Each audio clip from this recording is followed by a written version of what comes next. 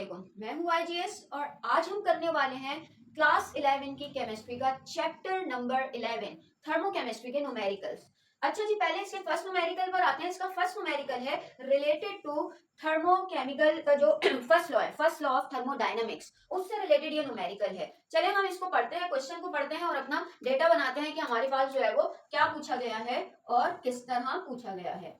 भाई सबसे पहले तो ये कह रहे हैं a thermochemical process is carried out at constant pressure. एक कांस्टेंट प्रेशर जो कि हमारे पास 8.52 है, उस पर एक थर्मोडायनामिक प्रोसेस जो है वो किया गया है। तो इसका मतलब हमारे पास जो है वो प्रेशर हुआ कितना, 8.52 एटमॉस्फेयर।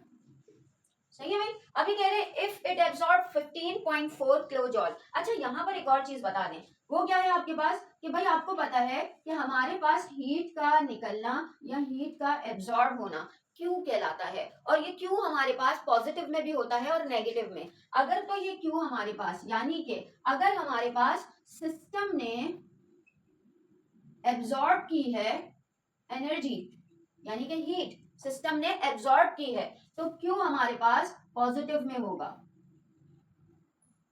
ठीक है भाई, क्योंकि सिस्टम ने एब्सॉर्ब की है। और अगर सिस्टम ने रिलीज की है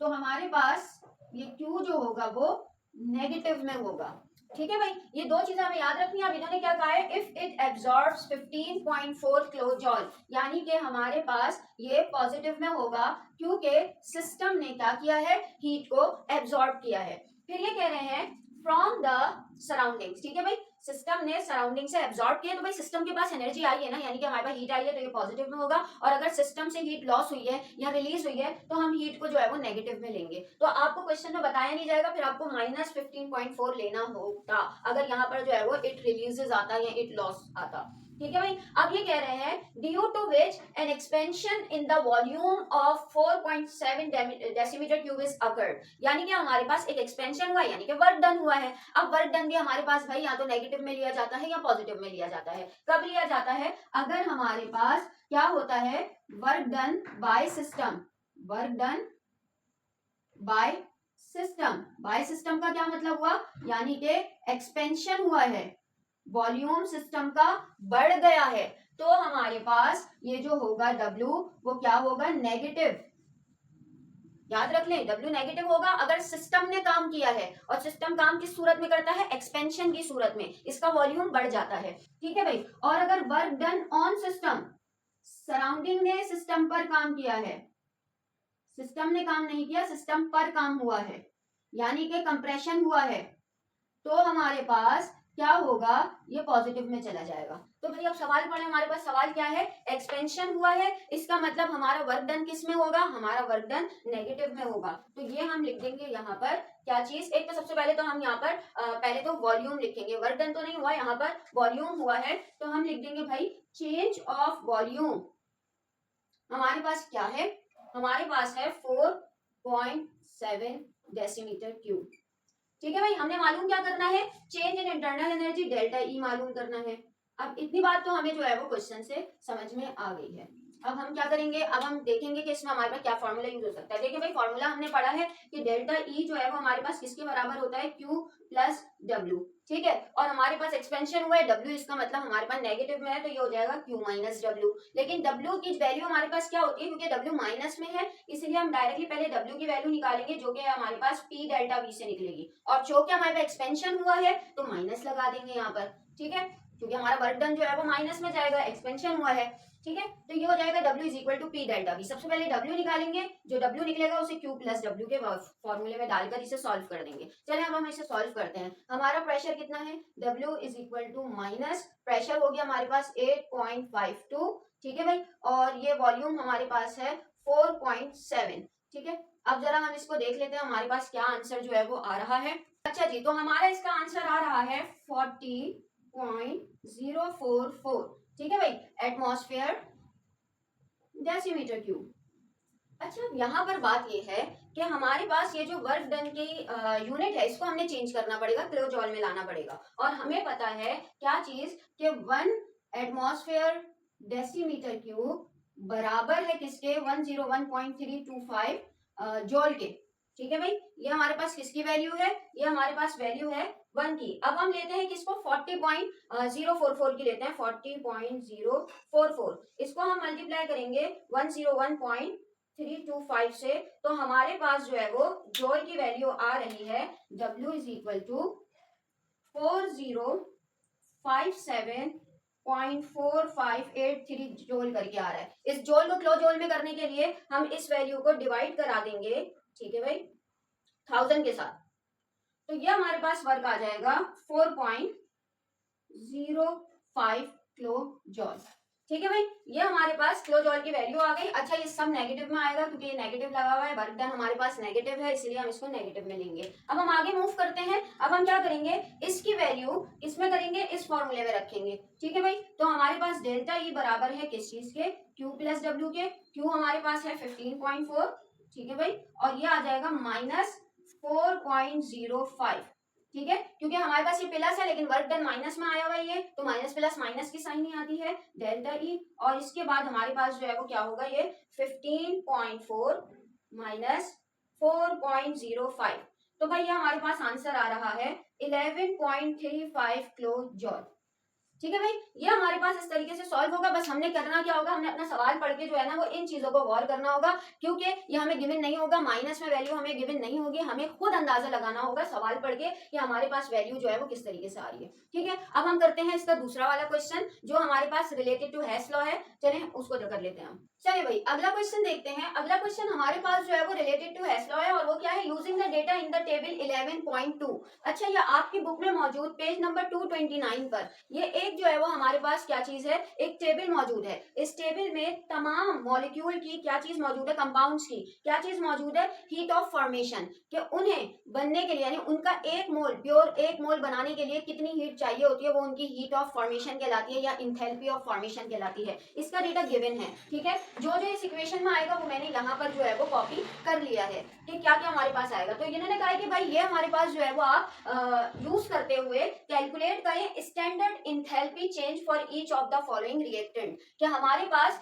ये जो रिएक्शन है, ईच रिएक्शन, इसकी जो है वो हमारे पास चेंज ऑफ इंथैल्पी क्या होगी, और वो आपने कैसे निकालना है, उसका एक फॉर्मूला है। वो फॉर्मूला क्या है वो मैं यहाँ पर लिख देती हूँ। तो हमारे पास जो फॉर्मूला यूज होता है वो मैं यहाँ पर बता दूं कि हमारे पास होता है भाई हीट ऑफ रिएक्शन जो होता है ना, उसको हम इससे जो है वो मेजर करते हैं, और वो बराबर होता है हमारे पास सम ऑफ, ये साइन सम ऑफ की है, number of moles in product. ठीक है, और जितने भी हमारे पास प्रोडक्ट में नंबर ऑफ मोल है, पहले तो वो मल्टीप्लाई होंगे किससे, हमारे पास हीट ऑफ फॉर्मेशन से। कौन सी हीट ऑफ फॉर्मेशन, जो हमारे पास किसी भी रिएक्टेंट की मौजूद होगी।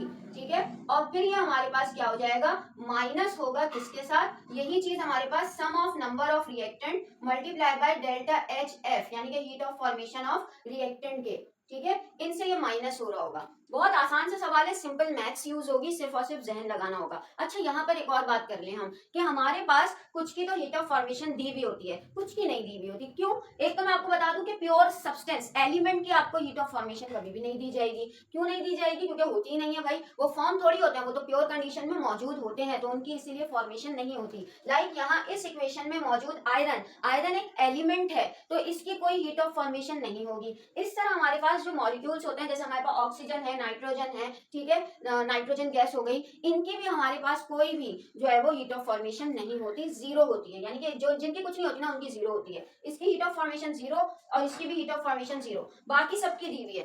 चले पहले इस इक्वेशन को सॉल्व करते हैं। हम क्या करेंगे, सबसे पहले तो हम क्या लिखेंगे, डेल्टा एच नॉट आर, और ये बराबर है किसके, सम ऑफ। अब सम ऑफ नहीं लिखना, अब डायरेक्टली काम करना है अपना। भाई हमारे पास प्रोडक्ट में वाटर है, जो 2 मल्टीप्लाई बाय क्या होगा, माइनस 285.8। और ये मैंने क्यों किया है भाई, ये मैंने इसीलिए किया है क्योंकि नंबर ऑफ मोल मल्टीप्लाई होंगे डेल्टा एच के। जितने भी अलग अलग रिएक्टेंट है, सब रिएक्टेंट की अलग अलग ये सॉल्व होगी। पहला रिएक्टेंट, अब दूसरा रिएक्टेंट को प्लस करते हैं, वो क्या है हमारे पास, 2 मल्टीप्लाई बाय माइनस 296.8, ये मेरा दूसरा प्रोडक्ट आ गई। ठीक है भाई, ये किया। अब हम क्या करेंगे, अकॉर्डिंग टू फॉर्मूला नेगेटिव का साइन लगाएंगे, और नेगेटिव का साइन लगाने के बाद हमने क्या करना है, यही काम अपने रिएक्टेंट के लिए करना है। और रिएक्टेंट के लिए जब हम करेंगे तो हमारे पास रिएक्टेंट में क्या है भाई, 2 मल्टीप्लाई बाय माइनस 20.17। ठीक है भाई, और फिर ये हमारे पास प्लस होगा किसके साथ, तो ये तो हमारे पास 3 मल्टीप्लाई बाय 0, क्योंकि ऑक्सीजन 0 होता है तो वो 0 ही हो जाएगा। तो भाई अगर मैं इसको ना भी लिखूं तो एक ही बात है कि मैं इसको डायरेक्टली यू क्लोज कर देती हूँ। ठीक है, क्या किया मैंने, ये 0 के बराबर है, 3 मल्टीप्लाई बाय 0 होगा तो आगे कुछ भी नहीं जा रहा। अब हम क्या करते हैं, अब हम इसको सॉल्व कर लेते हैं। अच्छा भाई, इसका जो आंसर आ रहा है मेरे पास वो आ रहा है -571.6।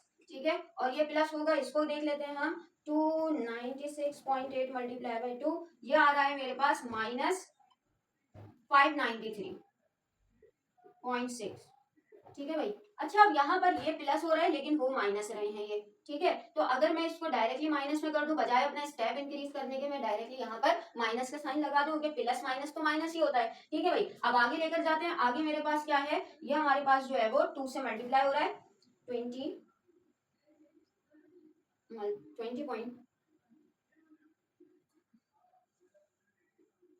-40.34 इसका आ रहा है। अब वही चीज है, माइनस माइनस आपको पता है ये प्लस में हो जाएगा, तो अगर मैं इसको डायरेक्टली इसी तरह ही चेंज कर दूं तो बात वही हो जाएगी हमारे पास। सेम चीज ही है कि मैं स्टेप नहीं बढ़ा रही, मैं जो हूँ वो क्या कर रही हूँ, डायरेक्टली कर रही हूँ। अब क्या है, -5716 माइनस हो रहा है किससे, 5936 से। ठीक है, तो माइनस माइनस होता तो प्लस ही है, तो हम क्या करते हैं, तो भाई ये मेरे पास आंसर आ रहा है -1165.2, और ये प्लस होगा 40.34 से। जब मेरे पास जो आंसर आ जाएगा वो आ जाएगा -1124.86। ठीक है, और ये हमारे पास किलो जोल पर मोल है, क्योंकि ये तमाम वैल्यूज किलो जोल पर मोल में आती हैं। ठीक है भाई, तो हमारे पास ये क्वेश्चन भी इसी तरह ही सॉल्व होगा जो दूसरा वाला है। ठीक है, हमारे पास जो है वो, चले इसको देख लेते हैं किस तरीके से सॉल्व होगा। चले भाई, अब आप इस इक्वेशन को देखिए, इस इक्वेशन में भी यही करेंगे, नंबर ऑफ मोल्स हमारे पास मल्टीप्लाई होंगे उनकी इंथैल्पी वैल्यूज से। ठीक है, और फॉर्मूला यही रखा जाएगा। सबसे पहले तो हमने प्रोडक्ट का करना है, प्रोडक्ट हमारे पास Fe, तो भाई 2 मल्टीप्लाई बाय 0 ही होगा, क्योंकि मैंने कहा एलिमेंट की कोई वैल्यू नहीं होती। ठीक है भाई, ये हमारे पास डेल्टा H नॉट R निकलेगा, यानी कि इसका मेन फॉर्मूला है। फिर उसके बाद अलग क्या है हमारे पास, ये प्लस होगा किससे भाई, 3 मल्टीप्लाई बाय कार्बन डाइऑक्साइड की वैल्यू। कार्बन डाइऑक्साइड है मेरे पास -393.5। ठीक है, और ये जो है वो पूरी वैल्यू हमारे पास माइनस होगी किसके साथ, रिएक्टेंट की वैल्यू के साथ। और रिएक्टेंट हमारे पास क्या है, 1 मोल है किस चीज का, Fe2O3, जो कि हमारे पास -824.2, और ये हमारे पास यहाँ पर प्लस होगा जो कि कार्बन मोनोऑक्साइड है, और कार्बन मोनोऑक्साइड के 3 मोल्स हैं, तो ये हो गया 3 मल्टीप्लाई बाय 110.5। ठीक है भाई, अब हम करेंगे इसको सॉल्व, और इसको सॉल्व करने के लिए भाई 2 मल्टीप्लाई होगा 0 से तो हमारे पास 0 ही बचेगा, आपको पता है, तो यहाँ पर कुछ भी नहीं बचेगा, 0 ही है। ठीक है, और ये जब 3 से हमारे पास मल्टीप्लाई होगा, ये आ रहा है मेरे पास -1180.5। ठीक है भाई, आगे हमारे पास, अच्छा इसको अभी ब्रैकेट में ही लिखते हैं, आगे हमारे पास माइनस आएगा। ठीक है, क्योंकि फॉर्मूले में माइनस है, इसको पहले सॉल्व कर लेते हैं। इसका आंसर आएगा भाई 824.2, क्योंकि आपको पता है कि 1 मल्टीप्लाई होगा, 1 का आंसर 1 ही है, और ये प्लस माइनस तो माइनस है। पहले इसको देख लेते हैं भाई,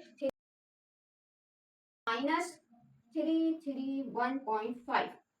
ठीक है भाई, तो एक वैल्यू मेरे पास ये आ गई, एक वैल्यू ये। पहले तो हम क्या करते हैं, माइनस माइनस को जो है वो प्लस कर देते हैं। अब जब हम इसको माइनस करेंगे तो बेसिकली हमारे पास आंसर कुछ इस तरीके से आ जाएगा, ये -1180.5 माइनस, और ये जो वैल्यू आ रही है ये आ रही है -1155.7। तो भाई इस माइनस माइनस को करके अगर यहाँ पर मैं प्लस लगा दूं, ठीक है, और अब इसे सॉल्व करूं आगे, तो मेरे पास आंसर कुछ ये बन जाएगा। इसका आंसर मेरे पास बन रहा है 24.8, और आपको माइनस, अच्छा हमारे पास जो आंसर आएगा वो माइनस में आएगा, और माइनस में क्यों आएगा, क्योंकि हमारे पास जो है वो ये वैल्यू बड़ी है। आई होप कि ये न्यूमेरिकल आपको समझ में आए होंगे। अगर तो न्यूमेरिकल आपको समझ में आए तो अपनी क्लासमेट्स के साथ जरूर शेयर कीजिएगा, पढ़ाई पर फोकस करते रहिएगा और अपना ख्याल रखिएगा। Thank you.